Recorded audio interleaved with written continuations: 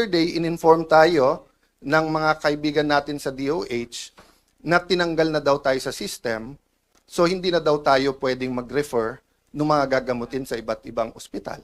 That might be the price we have to pay. And we know, we don't have enough personal resources para ipagamot lahat. Pero, we have enough resources to hire buses. So kung hindi kayo mag-ayos, ibubus ko lahat ng kamag-anak ng pasyente para mapirmahan nyo, para mapagamot yung mga pasyente. Kasi hindi naman ako aatras eh. Di ba? May sakit sila, ang dami-dami yung pera, abroad ka ng abroad, Mr. Secretary. Picture ka ng picture kasama ng mga nasa vape. Di ba? O, tapos, flu shots lang, hindi nyo mabid, hindi makasama.